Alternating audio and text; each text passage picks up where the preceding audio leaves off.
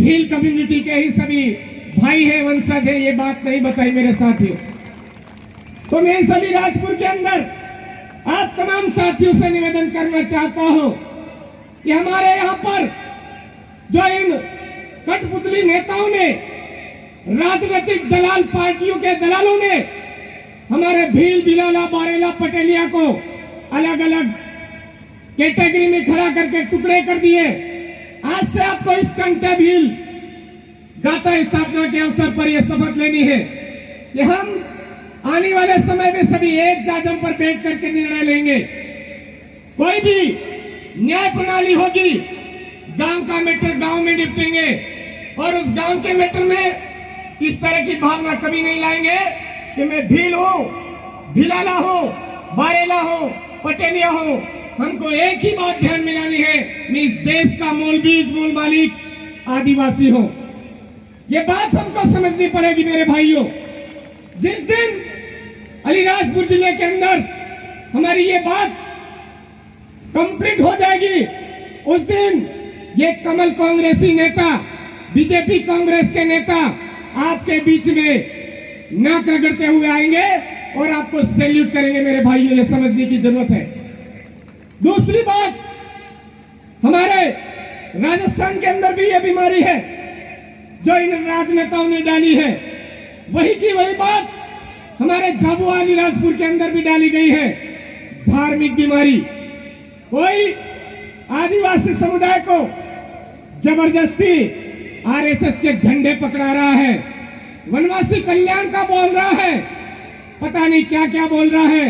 कोई ईसाई मिस्त्री के माध्यम से हमारे आदिवासियों को धर्म भ्रष्ट कर रहा है, कोई आसाराम बापू की भक्ति पकड़ा रहा है, कोई संत रामपाल की भक्ति पकड़ा रहा है, कोई सत्य साहेब की भक्ति पकड़ा रहा है।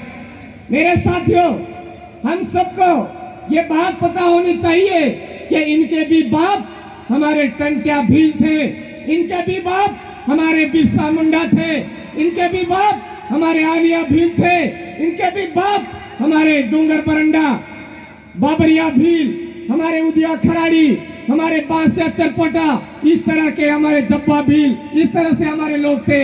ये हमको समझने की जरूरत है कि रेवड़ियां हमारे बीच में बांट करके हमारे समुदाय पर राज कर रहे हैं। हमारे इस एरिया के अंदर आर्टिकल 244(1) 5वीं अनुसूची के जो प्रावधान है उनको डकार रहे हैं मेरे भाइयों।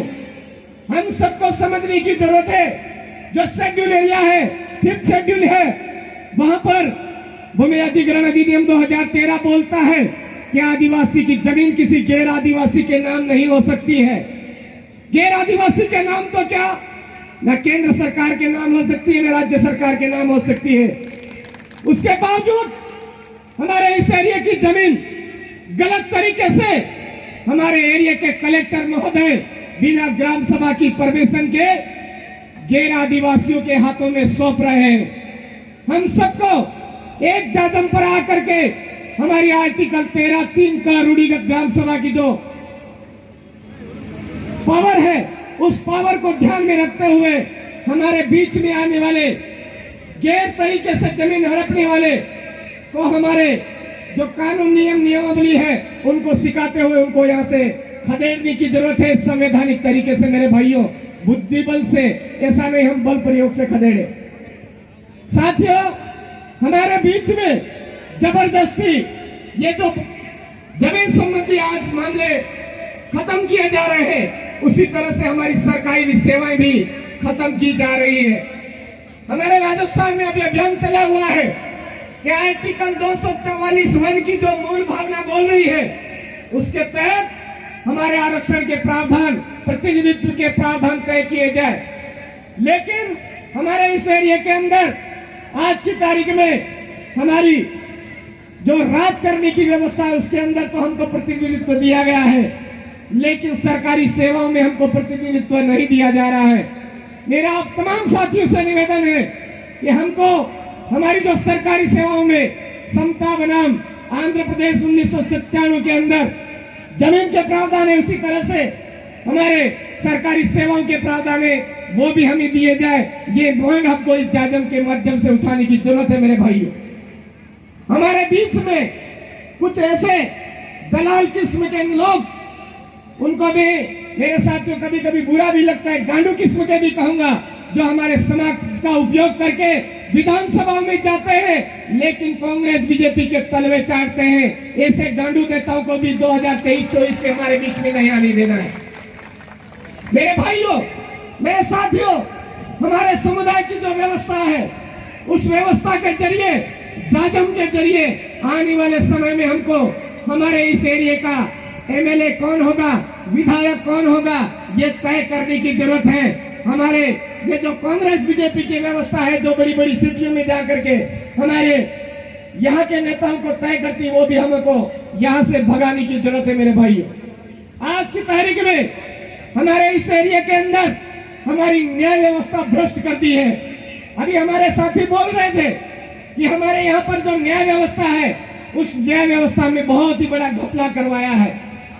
ये इन सारी चीजों की जो जड़ है, वो कहीं ना कहीं विदेशी आक्रमणकारियों की संतानों द्वारा बनाई गई नीति है। मेरे भाइयों, समझने का प्रयास करो। वो हमको बड़े मीठे बोलते हैं और मीठे बोल करके पीठ पीछे चूरा घोंपते हैं। हमको वो बात समझ भी नहीं आती है। वो लोग सुबह से लेकर के शाम तक मीठा बोल करके हमारे लोगों को मारने की कोशिश करते हैं। सबसे ज्यादा झूठ बोलते हैं और सबसे ज्यादा हमारे समाज को ठगते हैं, हमारे समुदाय को ठगते हैं, हमारे समुदाय को बर्बाद करते हैं। और हमारा समुदाय भोला होकर के जो ठगते हैं, जो बर्बाद करते हैं, उसी के ऊपर विश्वास करते हैं। मेरे भाइयों, हमारा अपना व्यापार हो, हमारा अपना व्यवहार हो, इसके लिए हमको शर्म दूर करनी पड़ेगी।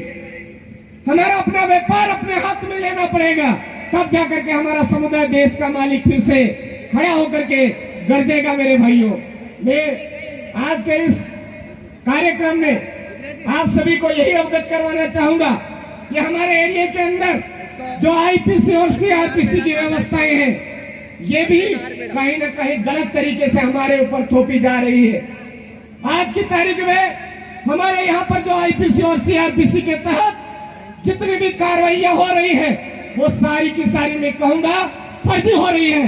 क्योंकि हमारे एरिया के अंदर आईपीसी और सीआरपीसी का जो पावर है, कहीं ना कहीं हमारी ग्राम सभा को लांघते हुए, हमारी ग्राम सभा को नजरअंदाज करते हुए हमारे ऊपर थोपे जा रहे हैं। मेरे भाइयों, न लोकसभा न विधानसभा, सबसे ऊंची ग्राम सभा, माओ नाटे माओ राज, हमारे गांव में हमारा राज, बिरसा मुंडा के जो सपने थे, उन सपनों को साकार करना है तो हमारे अपने गांव की न्याय व्यवस्था को मजबूत करने की जरूरत है। हमारे गांव में किसी भी तरह का लड़ाई दंगा या कोई झगड़ा हो जाता है तो हमको दौड़ करके थानों में जाने की जरूरत नहीं है। सबसे पहले हमारे गांव स्तर पर निपटाने की जरूरत है, और गांव स्तर पर द्वेषतापूर्ण तरीके से नहीं निपटाना है, हमको निष्पक्षतापूर्ण निपटाने का प्रयास करना है। निष्पक्षतापूर्ण व्यवहार करते हुए हमारे इस काम को करना है, तो पुनः हमारी न्याय व्यवस्था हमारे हाथ में आ जाएगी। आज के इस कार्यक्रम में कई वक्ता हमारे बीच में है। मैं ज्यादा समय न लेते हुए एक ही बात कहना चाहूंगा कि आज आपने बहुत बड़ा इतिहास रचाया है। इस इतिहास से आगामी आने वाले समय में भील प्रदेश का रास्ता पूरी तरह से क्लियर हो चुका है। मेरे भाइयों, आज गुजरात, मध्य प्रदेश, राजस्थान का जो भाग है, उस भाग को पूरे देश में एक ही नाम से जाना जा रहा है, भील प्रदेश। और इस भील प्रदेश के नाम से देश का प्रधानमंत्री और चारों राज्यों के मुख्यमंत्रियों की कुर्सियां अपने आप में हिल रही है, और हम सबको हिलानी है आने वाले समय में। और आज जो एकता आपने बताई है, चुनावों के समय में यही एकता बरकरार रखते हुए हमारे इस एरिया से झाबुआ, अलीराजपुर, रतलाम और आसपास का जो हमारा ट्राइबल एरिया है, उस एरिया से कमल कांग्रेस का सुपड़ा साफ करना है, बीजेपी कांग्रेस का सुपड़ा साफ करना है। यही संदेश दे करके मैं एक ही बात कहना चाहूंगा। हमारे वहां महान संत हुए मावजी महाराज, उन्होंने बोला, डोरिये डोरिये दीवा बढ़ेगा, पानी वसाएगा, बरदानो पार उतरेगा, वगर रोड़ी गाड़ी चलेगा, एवा टाइम में कालिया तमारो राज आवेगा। इसका मतलब यह है कि जिस दिन लाइट चलने लग जाएगी, जिस दिन हवाई जहाज चलने लग जाएंगे, जिस दिन पानी बिकेगा, उस दिन समझ लेना पूरे देश का आदिवासी एक जाजम पर आएगा, ये अपने आप होगा। ये आज से 400 साल पहले बोला गया था, लेकिन आज आप जो देख रहे हो उस शक्ति को समझते हुए हमारे पूर्वज पुरखाओं की जो शक्ति है वो हम सब कार्यकर्ताओं के बीच में काम कर रही है। उस शक्ति को पहचानते हुए हमारे समुदाय को एक जाजम पर आकर के भील प्रदेश बनाना है। यही बात कह करके आप सभी साथियों को कहना चाहूंगा, जय जोहार, जय आदिवासी, जय भील प्रदेश। मैं एक नारा देना चाहूंगा कि हमारे आसपास में 1 इंच भी जमीन न केंद्र सरकार की है न राज्य सरकार की है। एक नारा देना चाहूंगा, जो जमीन सरकारी है वो जमीन हमारी है। अरे जो जमीन सरकारी है, मुझे लगता है हमारे आधे भाई अभी भी नहीं समझ पाए हैं कि ये जो हमारे आसपास जो जमीन है जबरदस्ती सरकार को कहते हैं। अरे भाई, जो वन विभाग है, ये वन विभाग हमारे एरिया के अंदर गलत तरीके से ये कोर्ट बना रहा है, बाउंड्रियां बना रहा है। जो वन विभाग की जमीन है वो हमारे बाप दादाओं की जमीन है। आपको जोरदार तरीके से बोलना पड़ेगा कि जो जमीन सरकारी है वो जमीन हमारी है। अरे जो जमीन सरकारी है, अरे जो जमीन सरकारी है, हमारे एरिया की जमीन छीन करके आदिवासियों का अस्तित्व मिटाने का प्रयास करने वाले विदेशी आक्रमणकारी जो संतानें हैं उनको समझ जाना चाहिए कि देश का आदिवासी एक जाजम पर आ चुका है। हमको भी अब जहां से आए थे वहां पलायन करने में ही फायदा है। आप सबसे एक ही बात कहना चाहूंगा, हमारे बच्चों को सिखाना है, आदिवासी को बचाना है। मैं बोलूंगा बच्चे बच्चे को सिखाना है, आपको बोलना है आदिवासी को बचाना है।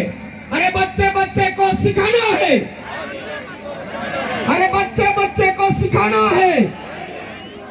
पुनः आप सबका तहे दिल से जोहार, और आज का इस कार्यक्रम को ऐतिहासिक बनाने वाले तमाम साथियों को सैल्यूट। जोहार, जय जोहार, जय आदिवासी, जय भील प्रदेश, जय संविधान, जय भारत।